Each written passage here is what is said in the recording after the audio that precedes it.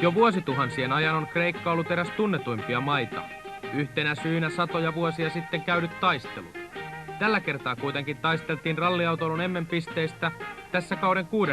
osakilpailussa. Kilpailukeskus oli hieman Ateenan ulkopuolella Lagonissin lomakeskuksessa Aiginalahden rannalla.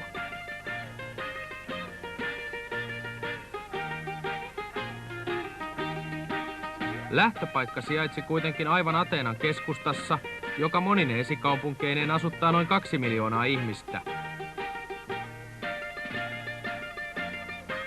Suurimpiin esikaupunkeihin kuuluu muun muassa Kreikan tärkein satama Pireus. Atena on tullut myös tunnetuksi Akropolin kukkulasta, jonka laella seisoo historiallisesti mittaamattoman arvokas Partenonin temppeli. Näistä kuvista lähdemme kuuntelemaan tunnelmia ennen kilpailua. Joko ne paljon puhutut sääntömuutokset näkyvät tässä kilpailussa? No ei ne vielä tässä kilpailussa näy, koska ainoastaan helmat on kiellettyä, niin muutenhan meillä on samanlaiset autot kaikilla siivillä ja muilla. Et siivetä lähtee pois vasta lokakuussa.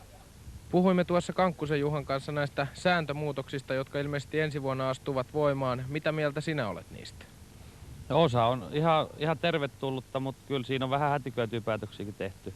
Lähinnä tuon A-ryhmän suhteen, että siinä olisi vähän vielä korjaamisen varaa, jos turvallisuutta haetaan. Mitä mieltä sinä olet ensi vuoden uusista säännöistä, jotka mahdollisesti tulevat?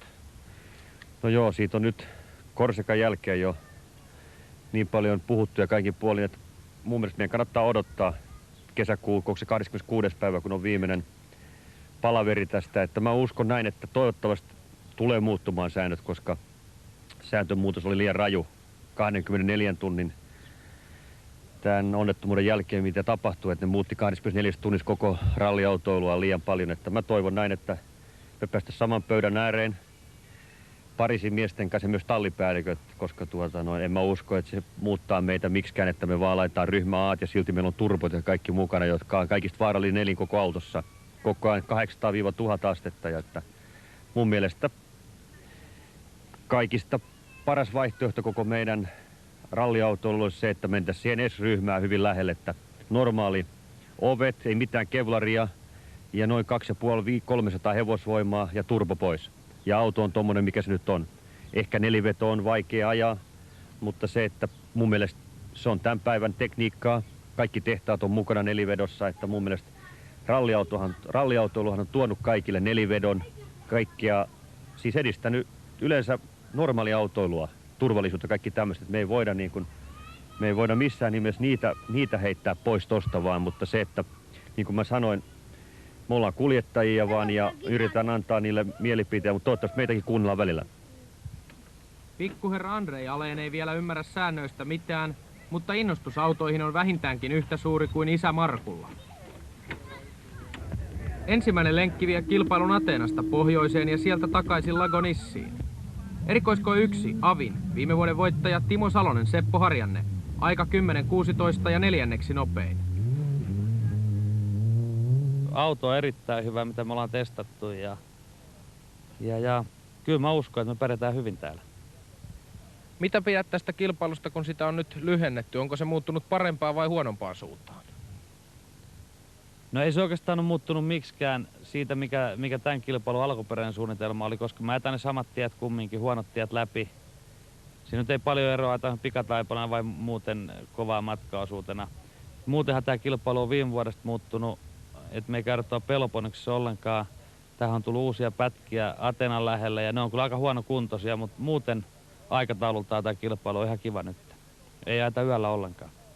Tämähän on erittäin kuuma kilpailu ja myöskin siltä osin raskas. Käytetäänkö teillä ilmastointilaitetta autossa? Ei ole, näissä ei ole kyllä mitään ilmastointilaitetta. Sitä on joskus vuosia sitten safarilla olisi kokeiltu, mutta ne ei taho kestää sitä rytkytystä ja auton moottorit ylikuumenee ja teho hävii moottorista, että ei ne onnistu kyllä ralliautoissa. Se on hikoiltava vaan.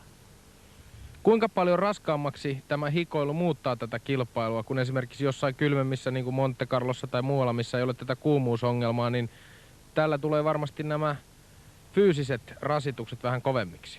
Kyllä se selväkin on, koska meillä auton sisällä on noin 60 astetta lämmintä koko ajan, niin kyllä se vaikuttaa. Tosi tätä kilpailua, niin täällä on sen verran huonot tiet, että täällä ei ajeta ihan niin kuin 100% vauhtia, koska silloin hajoaa auto. Ettei täällä kuski on niin kovilla kuin esimerkiksi Korsikarallis, missä ajettiin asfalttia, väännettiin ja todella se oli kovaa työtä se ajaminen. Täällä pikkasen enemmän niin kuin kurkitaan ja väistellään kiviä. Ei se ole ihan niin rankkaa kuljettajalla. Pitkästä aikaa oli tehtaan Fordit mukana kilpailussa. Numero 2 Stig Blomqvist, Bruno Berglund. 16 sekuntia Salosesta ja 5. Helikopterin seuraamana tulee Markku Alén. Hän aloittaa loistavasti 11 sekuntia pohjista ja kakkostila. Tää on todella huonoilla teillä ja kaikin puolin. Mä toivon näin, että me pystytään ajaa täällä. Toivottavasti se olisi ensimmäinen tai ainakin toinen sija, koska muuten lähtee toi maailmanmestaruus käsistä. Miten oman terveydentilasi nyt kuulin tuossa, että sinulla on vähän korvissa ollut ongelmia ja on tulppa tuolla toisessa korvassakin. Mikä on tilanne? Joo, mulla on kyllä huono tuuri, että se alkoi tuolla harjoituksissa viikko sitten ja noi puhelinjärjestelmä, kun mä otan tämmöiset puhelimet niin päässä, niin otan headset ja se vaan, että täällä on ollut niin kuumaa edellinen viikko, että mulla hikosi niin paljon pää ja jonka vähänkin meni tuonne korvan ja sen kuulokkeen väliin vettä. Sitten meni korvaan ja se oli viikko sitten vähän niin kuin kipeentyy ja kipeännyt 3 päivää sitten, niin mulla ei täysin kuulee vieläkin. Se on, että oikealla mä kuulen kaikkia.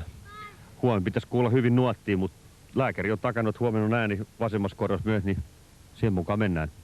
600 kilometriä pikataivalta ja tiet ovat, ei safarissakaan ole näin huonoja teitä kuin täällä. Että mä sanon näin, että täällähän tulee yksi nopea auto ehdottomasti maaliin. Se on aina lähdettävä siitä. Joka rallis on yksi nopea. Toivottavasti se on lanssia, niin kuin Andrei sanoi, että sinä tai minä, mutta kuitenkin, että katsotaan nyt sitten taas, että mennään ralli kerrallaan ja katsotaan mikä tämäkin on tilanne, mutta kyllä mä olisin mielellään paremmassa terveydentilassa lähtenyt tähän kilpailuun. M-pistetilaston kärjessä ajava Juha Kankkunen. Hän aloittaa taktikoiden 8. nopein. Ensimmäistä kertaa Kreikassa ja no, tiet on aika huonoja suurimmalta osalta, mutta ei ne sen huonompia kuin Afrikassakaan ja eihän tällä sillä lailla voi täysin ajatella, täytyy vähän taktikoida ja katsoa miten auto kestää ja varovasti liikkeellä ja muutamia hyviä pätkiä, mitä tuolla nyt sattuu olemaan, niin niitä voisi ajaa vähän ja varo rengasrikkoja. Mä luulen kyllä, että tänä vuonna rengasrikot näytteli aika suurta osaa kilpailussa, koska on niin kivisiä ja huonoja. Timo just sanoi, että joka täällä nyt jo 8. kertaa, niin sanoi, että on huonoimmat tiet mitä koskaan. Että rallia on lyhennetty, mutta huonot osuudet on jätetty siihen mukaan, että varmaan aika rankka kisa tulee. Sanoit, että olit testaamassa Espanjassa renkaita. Testasitko niitä tätä kilpailua varten vai jotain muuta? Kyllä nimenomaan tätä kilpailua. Osaa testattiin tietenkin aivan uutta rengastyyppiä myöskin Uuteen-Seelantiin, mutta suuri osa testeistä oli tätä kilpailua, oikein semmoista tosi kivikkoa ja ylämäkeä jauhettiin ja katsottiin kuinka kauan ne kestää. Ja siellä on suunnilleen samanlaiset lämpötilat kuitenkin kuin täällä ja nimenomaan renkaa kestoja, että piti olla sellaisia renkaita, jotka ei puhkea ollenkaan ja tosin niistä ei yhtään mennytkään rikki, että renkaat näyttäisi olevan aika hyvät meillä ainakin. Testin tulokset olivat kaikin puolisin positiivisia. Kyllä joo, pito oli paremmin renkaissa silloin kun just täälläkin on sillä lailla, että on peräti kolme 30 kilometrin pätkää peräkkäin, jos on vain kilometrin väliä, että siinä ei edes kerkeä vaihtaa, että joutuu ajaan kuitenkin jonkun 80 kilometriä samoilla renkailla, niin se kestokin näyttelee aika suurta osaa ja ne kesti yllättävän hyvin, niin kyllä mulla ainakin hyvä mieli lähtee. Toisella tehtaan Fordilla sympaattinen ruotsalainen Kalle Grundel. Pienen tauon jälkeen mahtava aloitus, 9.49 ja pohjat. Miki Biassionin murheet alkoivat jo tällä erikoiskokeella. Molemmat takapyörät ovat puhki ja hän on vasta 27. Biassionhan on kisa kisalta väläytellyt yhä parempia tuloksia, mutta usein on tekniset murheet katkaisseet matkan.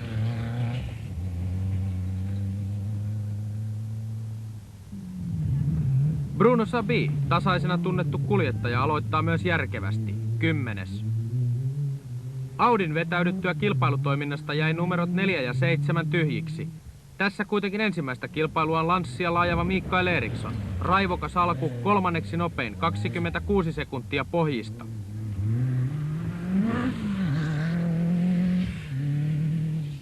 Numero 12 on viime vuonnakin hyvin pärjännyt paikkakunnan Mushos Nissanilla.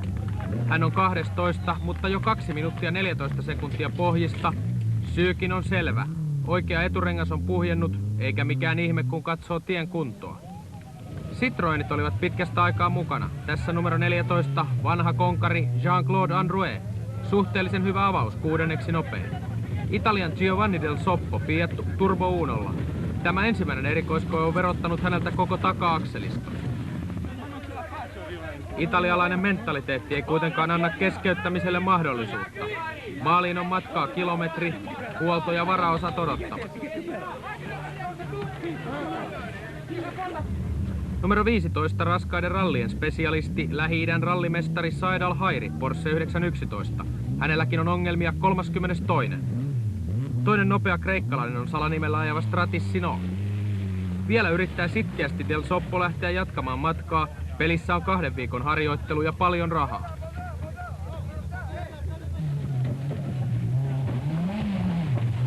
Numero 17, toinen tehtaan Citroen, Philippe Vanbergou, 7. nopein. Näin joutuu loppujen lopuksi Portugalin rallin 3. Del Soppo keskeyttämään tämänvuotisen Akropolis-rallin. Pahaksi onneksi sattui vielä Italian televisio olemaan paikalla. Monacon Cine Opel Mantallaan, 26. Numero 20 Tertsia Nissanilla, tasa-ajalla Biassionin kanssa 27. Kolmas Citroen oli tehtaan auto, mutta yksityisen ajama Maurice Chomat. Hänen matkansa päättyy kuitenkin tämän erikoiskokeen maaliin. Syykin on jokaiselle selvä.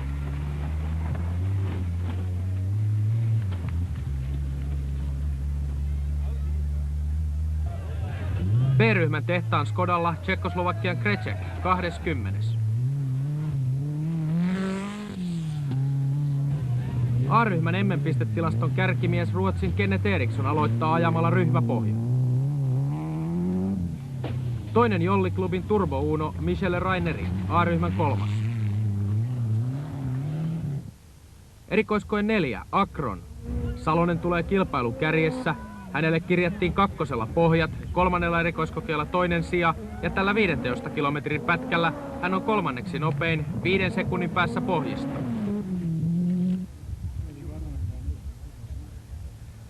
Stig Blomqvist on hyvässä vedossa ja hänen pätkäaikansa ovat 5 joukossa. Tälläkin erikoiskokeella 5, 12 sekunnin päässä kärjestä. Tämä ensimmäinen lenkki, joka siis käsittää 7 erikoiskoetta, on pituudeltaan 450 kilometriä, siitä erikoiskokeita 108. Markku Alén, tämän kauden epäonnen soturi, on huimassa vauhdissa. 2. on vaikeuksia, hän on 9, mutta seuraavalla tippuu pohja-aika. Sama tahti jatkuu tälläkin erikoiskokeella. Afrikan ralleissa pölyyn ja kuumuuteen tottunut Juha Kankkunen ajaa edelleen tasaisesti 6 nipussa. Tällä erikoiskokeella hän häviää 19 sekuntia pohjille ja on 6. Kalle Grundel, Benny Melander, Ford RS 200. Kalle ehti harjoituksissa polttaa 1 auton maan tasalle, mutta se ei vauhtia häiritse. Tällä erikoiskokeella hän on sekunnin nopeampi kuin tallitoveri Stig Blomqvist. Massimo Biassion, Tiziano Siviero. Pari on selvinnyt rengashuolista ja taistelee nyt täysipainoisesti kärkipaikasta. Siitä kertovat tuloksetkin, 2., 3. ja tällä erikoiskokeella jälleen 3. Asfalttiteihin paremmin tottunut Bruno Sabi käyttää samanlaista taktiikkaa kuin Juha Kankkunenkin, 9. nopein. Mikael Eriksson on ensimmäisen pätkän hurjan ajon jälkeen rauhoittunut, mutta on silti hyvin kärkikahinoissa mukana, 8. Kilpailun tässä vaiheessa koko kovan onnen Citroen-klaani oli joutunut keskeyttämään. Siirrymme Peugeotin huoltoon kuulemaan tunnelmia. Ei, kaikki on mennyt ihan hyvin, ettei meillä mitään hätää ole. Ei ole ihan täysin tultu, mutta kovaa kumminkin. Vielä on varaa kiristääkin. Kyllä, mutta silloin ajetaan jo vähän pienellä riskillä lähinnä rengasrikkojen ja muiden suhteen. Vielä me ollaan ajettu mun mielestä ihan silleen niin kuin turvallisesti. Mikäs on tällä hetkellä tilanne? Meidän kannalta hyvää. Me ollaan joku tommonen, mitä tästä tulee? 14, 21, puolisen minuuttia edellä. Siinä on sitten Markku ja Stiku 2 sekunnin sisällä niin kuin meidän perässä. Vaan puoli minuuttia meillä on keulaa. ajeltu ihan hissukseen ja rauhallisesti. On niin pahoja kivikoita, että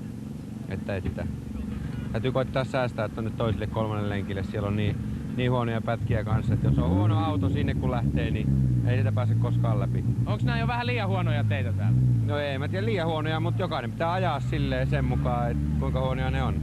Voidaan sitä kaasujalkaa nostaa tai laskea tai painaa. Se on ihan vapaaehtoista. Mutta sellaisia ajonautintoja täällä ei saa kuin esimerkiksi Jyskälässä. Eihän tää mitään sellaista vauhtia ole kuin Jyväskylässä, että on ihan paljon hiljempaa. Välillä mennään vähän kovemmin, kun on parempaa tietä ja sitten röykkyy. Koitetaan mennä sen mitä osataan.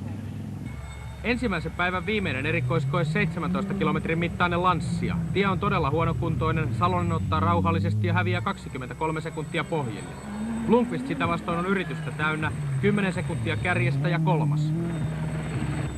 Markku Alén tulee raivon vallassa, jälleen pohjatajalla 10.48.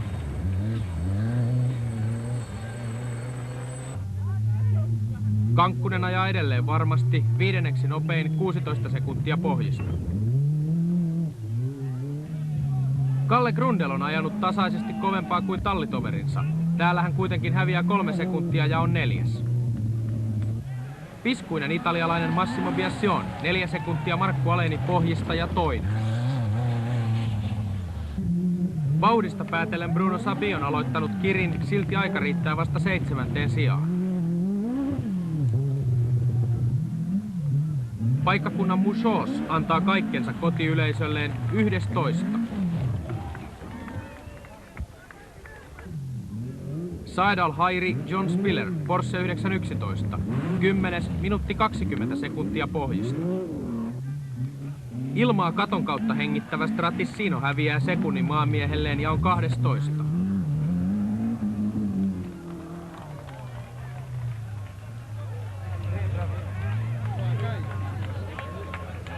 Mikael Eriksson kartanlukijana on vanha konkari Glass Bilstam.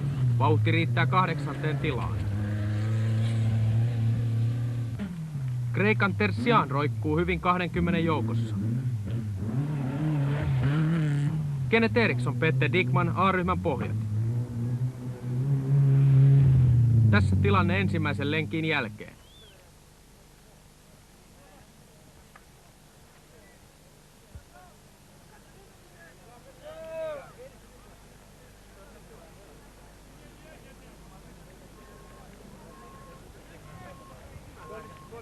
Toinen lenkki, joka vie kilpailua 759 kilometriä. Lagonissin tauolta pohjoisen kautta Kamena-Vourlan tauolle, edessä 14 erikoiskoetta yhteispituudeltaan 180 kilometriä. Kaikesta huolimatta 3 ensimmäistä erikoiskoetta oli peruttu, niinpä olemme aamun ensimmäisellä erikoiskokeella 12 kilometrin mittaisella Distomolla. Markku Alén tulee kilpailun kärjessä. Tällä erikoiskokeella hän on 3. Ruotsin Kalle Grundel on intoutunut hurjaan menoon ja on kilpailussa toisella tilalla, ainoastaan 6 sekunnin päässä johtavasta Markku Alénista. Täällä hän ajaakin pohjat.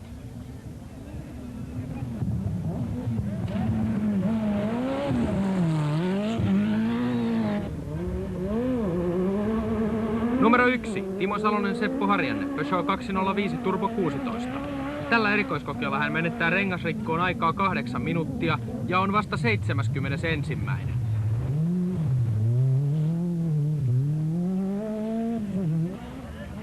Stig Blomqvist on erinomaisesti yleiskilpailun 3. tilalla, ainoastaan sekunnin päässä Kalle Grundelista. Täällä sijoitukseksi tulee 5, eroa pohjiin 14 sekuntia.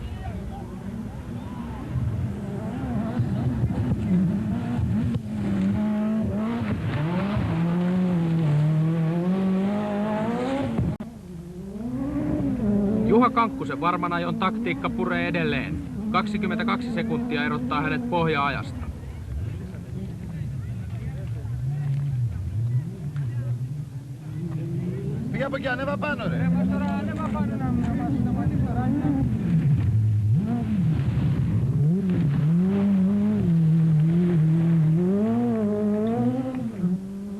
Ranskalaiset Bruno Sabi, Jean-François Fauchil.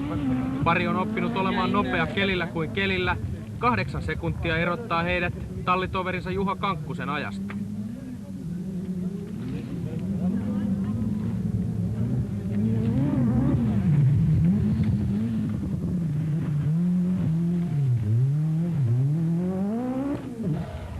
Massimo Miki Biassionin vauhti on ollut ehkä pienoinen yllätys. Ainoastaan 2 sekuntia Kalle Grundelin pohja-ajasta.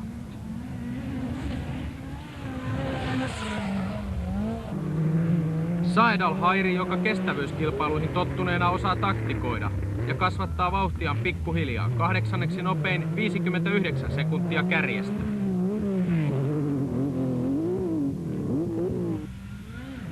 Ensimmäistä kertaa B-ryhmän ajokilla ajava Mikael Eriksson on ollut yllättävän nopea. Tälläkin erikoiskokeella kirjattiin 4. nopein aika.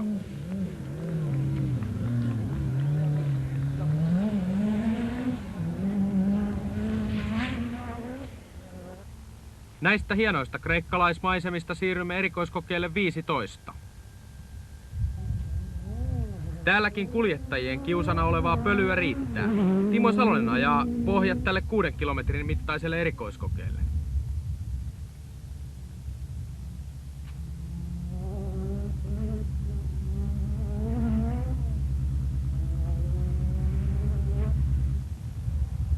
Tasan samoille sekunneille Salosen kanssa ajaa pari Juha Kankkunen, Juha Piironen.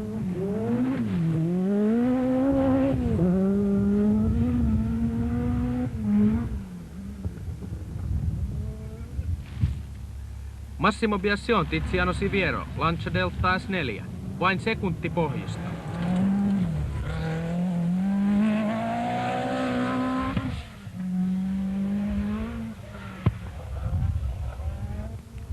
Peugeotin ylivoima jatkuu. 3 sekunnin päähän Biassionista ajaa Bruno Sabi.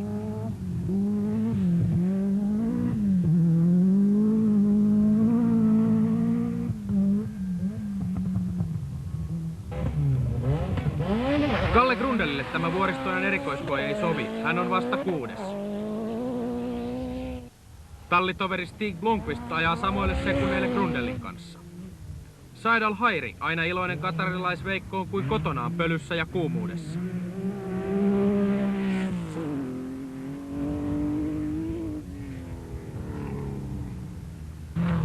Paikkakunnan Terzian roikkuu edelleen hyvin 20 joukossa.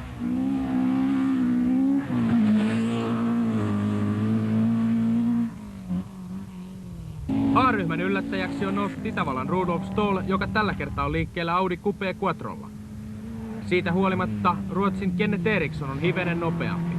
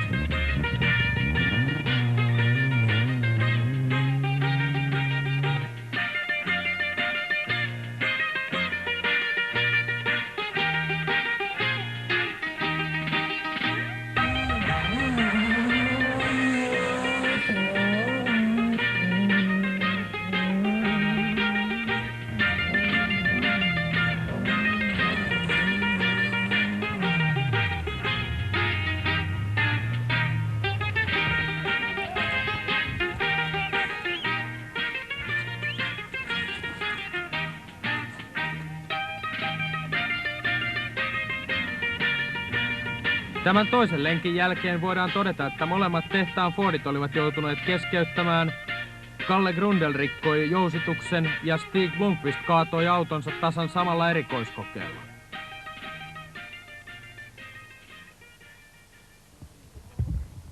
Kolmas lenkki vie kilpailun Kamena-Vourlasta pohjoisen kautta Ateenaan maaliin. Edessä on kuitenkin 700 kilometriä. Erikoiskoe 29, 4,6 kilometrin mittainen Stefanos. Juha Kankkunen tulee kilpailun kärjessä.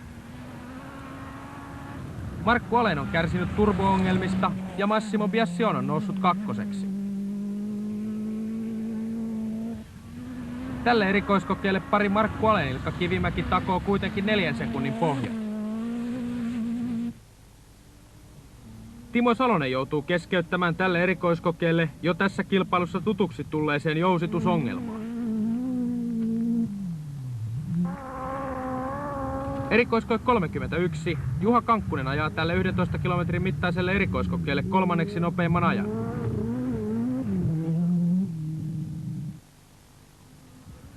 Massimo Biassionin vauhti jatkuu. Kakkostila.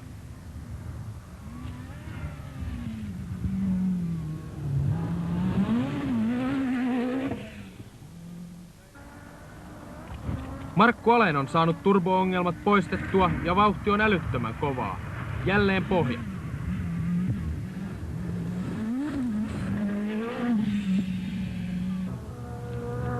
Keskeyttäneiden määrä on kasvanut ja Bruno Sabi on sen myötä noussut 4. tilalle.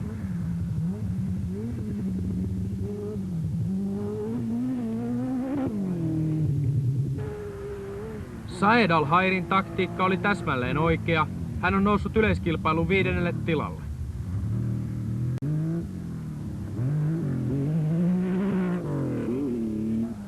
Eikä sovi aliarvioida kreikkalaisiakaan. Stratissino 11 nopein.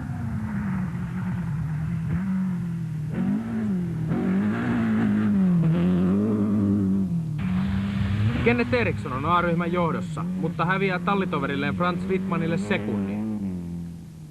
Itävallan Rudolf Stoll on 3. nopein. Onko tässä Audin ensi vuoden A-ryhmän auto?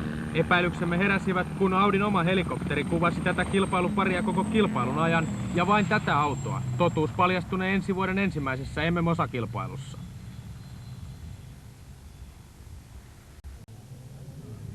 Erikoiskoe 35. Kun jäljellä on enää 10 erikoiskoetta, on kilpailun kärjessä edelleen Juha Kankkunen.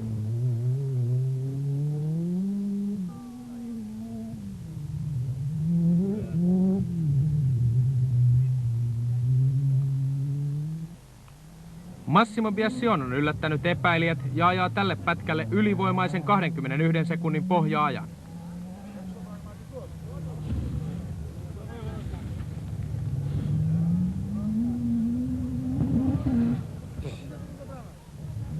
Markku Alen, jolle voisi jo kilpailun tässä vaiheessa antaa taistelijan maljan, on tallitoverinsa jälkeen 2. nopein.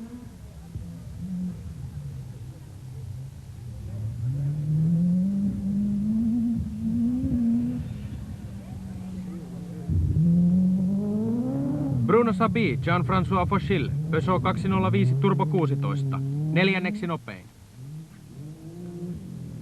Saed Al-Hairi on tasaisella ja rauhallisella ajollaan 5.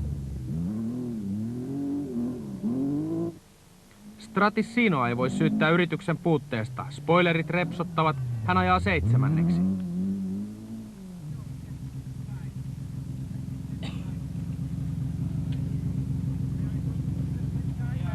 Kun enää muutama erikoiskoe on jäljellä, siirrymme seuraamaan huoltotoimintaa.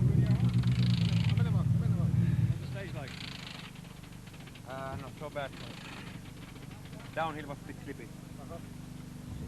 How are you getting over these new times?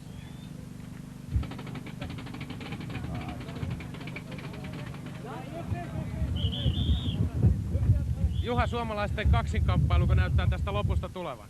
No ei tiedä oikein, me jouduttiin antaa tuossa vähän peris, kun ne oli sellainen 3 pätkän rypäille. Ensimmäisen pelasi hyvin, mutta sitten meni ohjaus tehosti ja rikki ja syttyi palaan tuosta takaa, niin ruiskas öljyt tonne. Ja siinä meni vähän aikaa, sitten pitää 3 pätkää vielä tehostinta, niin rupesi niinku kädet ja voimat loppuu aivan täysin. Oho, on muuten ihan rakka. No ei tän enempää voi olla ja tärisee, että siis voimat on niinku suurin piirtein mennyt kaikki. Oot sä kuitenkin johdossa vielä? En mä tiedä, eiköhän... Mä en ole varma, mä en tiedä ihan, mutta kyllä aina jonkun verran Markulle jäätiin, mutta eihän sillä mitään, menköön Markku mun puolesta, mä en maa mitään, kun Sitten me pelättiin vielä, että syttyi uudestaan, mutta ei se syttynyt muuta kuin kerran vaan lemahti. Poltti se ton takaseinän mustaksi tosta. Sä et rupea lopussa enää hulluttelemaan. Kyllähän mä nyt yritän mennä, kun mä vaan saan tietoa, että paljon meillä on eroa, niin katsotaan nyt vielä, tässä pystyy menemään mihinkään. Nyt sain kyllä ohjauksen kuntoon, kädet on muuta ihan loppuun, 3 pätkää joutuu ajaa ilman, niin kun ei meinannut jaksaa kääntää enää mihinkään. helppo. Jos se olisi ilman tehostajaa, niin se olisi helppoa, mutta kun siinä on tehostin, joka ei toimi, niin se on vielä jäykempi.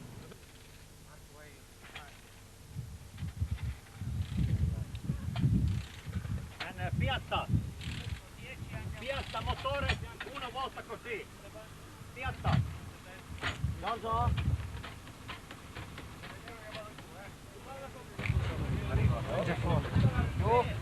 En mä tiedä oikein mikä meillä on ero. Meillä on joku minuutin päälle, minuutti nyt ja 3 pätkää jäljellä. Vaikealta vähän näyttää mun osalta. Pelit pelaa hienosti. Joo, eilen meillä oli vaan murheita. Siinä ollaan maksettu jonkin verran. Että tänään on tullut hyvin. Mites korvat jaksaa? Hyvin, hyvin. Ei ole korvat tullut niin kovaa menty, ettei korvat tunnukaan enää.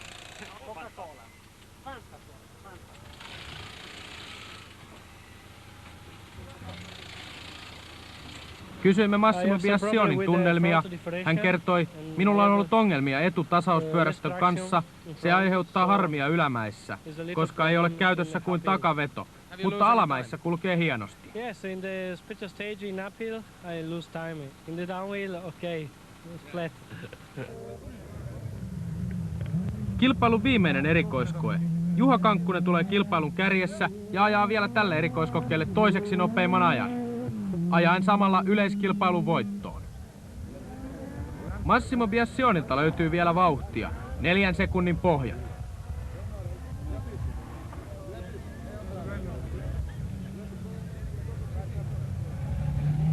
Viimeistä edellisellä erikoiskokeella Kovannonen soturi Markku Aleen joutui luopumaan leikistä. Tavoitimme hänet heti keskeytyksen jälkeen. Toinen viimeisellä pikataipaleella, niin meillä meni kone vaan, että syttyi valoit on ylikuuma ja sitten siihen se räjähti sitten. Siinä ei voinut tehdä mitään. Ei, se oli tämän vuoden Akropolis loppu siihen kerralla, että meillä oli eilen jo pientä probleemaa, että meillä oli 4 tulppaan tuli öljyä tai bensaa, me itsekin tiedetty oikein, että mikä se on, kun oli hirveä hässäkkä siinä huollossa eikä ollut aikaa, että se sylki ekan kerran eilen 1 tulpan rikki ja tänään 2 kertaa sen ja nyt se sitten veti viimeisen kerran tuossa toisen viimeisen pätkällä. Mitkä olivat tunnelmat tässä kisassa tästä sorakelistä? No tää oli nyt ensimmäinen täysin sorakilpailu Deltalla ja tää oli meille erittäin positiivinen, koska me ollaan testattu autoa, sanotaan oikein jo ehditty tänä vuonna. Sen takia mä ajattelin, että mä kerroin viimeiskin, että vanhalla autolla laitettiin safari ja kaikin puolet. Tää on ollut erittäin positiivinen meille. Mä en olisi ikinä uskonut, että Delta pystyy tuohon, mitä me ollaan tultu nyt. Ja sitten jos vähän voi jossitella, niin toi mun eilinen kaikki probleemat taas kerran, mitä mulla on nyt tänä vuonna ollut. Eihän mulla ole mitään muuta kuin probleemoita ollut, niin tää on ollut hyvä kilpailu muuten. Nyt on välissä Antiaisissa testit ja sitten Uuteen-Seelantiin. Sielläkö sitten räjäytetään? No, katsotaan nyt millainen räjäytetään. Parempi kuin vaan mennään eteenpäin. Ja katsotaan, toivotaan, että Onni vähän kääntyy nyt parempaan suuntaan, koska toi tekniikka ei noin paljon rikkos mua, kun se on rikkonut.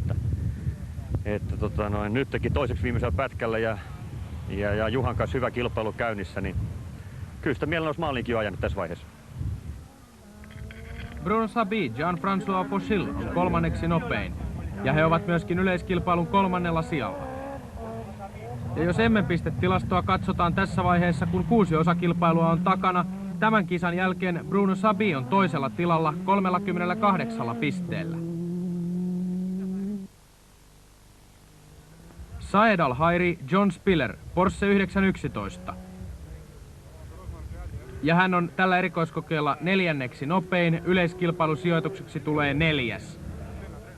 Saed Al-Hairi löytyy tämän kilpailun jälkeen M-pistetilaston 17 tilalta, sillä tämä oli ainoa kilpailu, minkä hän on tänä vuonna ajanut. Nopein kreikkalainen Stratis Sinot 8. tällä viimeisellä erikoiskokeella. Vielä kisan loppuvaiheessa joutui keskeyttämään Mikael Eriksson lanssiallaan, hänellä tuli jousitusongelmia.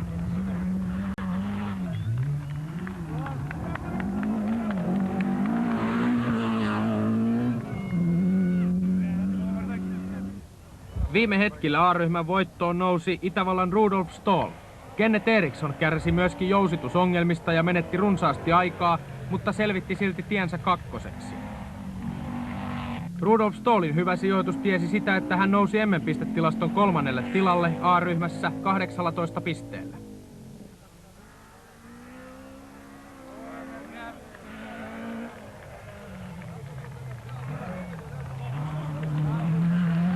Tässä kilpailun lopputulokset: voittajapari Juha Kankkunen, Juha Piironen, Peugeot 205 Turbo 16, 7.20.01. Minuutin ja 37 sekuntia hävisi Italian Massimo Biassion. Kolmas oli Bruno Sabin. Siirrymme Filippos Kukkulalle seuraamaan palkintojen jakoa.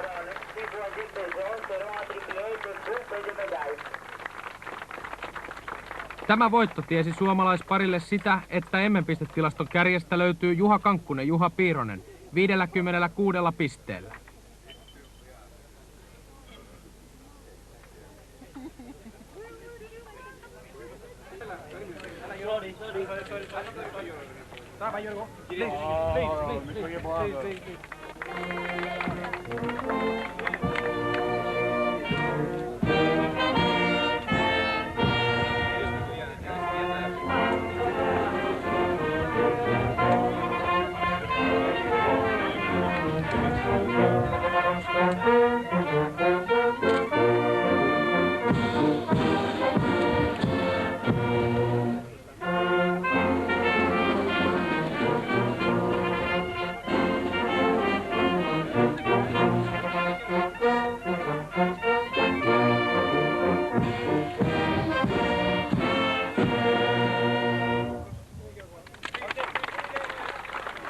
Neljäs henkilökohtainen voitto on takana. Miten kisa sujui?